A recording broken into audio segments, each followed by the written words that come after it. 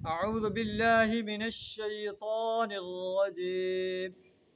بسم الله الرحمن الرحيم. وجوه يومئذ ناظرة إلى ربها ناظرة ووجوه يومئذ باسرة تظن أن يفعل بها فاقرة. صدق اللہ العظیم. اللہ قیامت کا نقشہ بیان فرما کر ارشاد فرما رہا ہے کہ جب انسان قیامت کے روز اٹھیں گے تو انسانوں کے چہرے مختلف طرز کے ہوں گے.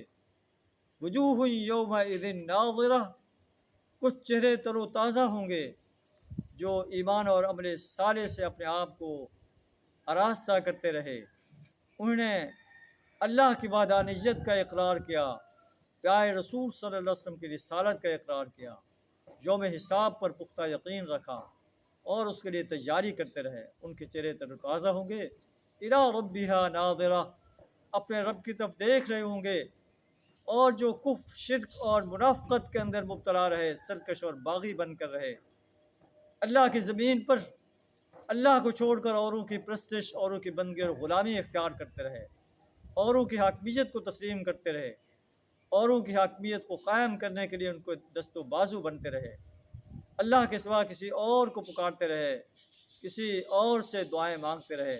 اللہ فرماتا ہے وَوُجُوهٌ يَوْمَئِذٍ بَاسِرَةٌ، کچھ چہرے اداس ہوں گے اور ایسے ہی انسانوں کے چہرے اداس ہوں گے. اس وقت ایسے انسان یہ گمان کریں گے تَظُنُّ أَن يُفْعَلَ بِهَا فَاقِرَةٌ، کہ ان کے ساتھ کمر توڑ برتاؤ ہونے والا ہے. اللہ سے دعا کریں ہمیں ایسے انسانوں میں شامل ہونے سے اپنی پناہ عطا فرمائے اور ہمارے چہرے تر و تازہ فرمائے اور ایسے چہرے عطا فرمائے جو اللہ کی ذات کو دیکھ. وآخر دعوانا الحمد للہ رب العالمین.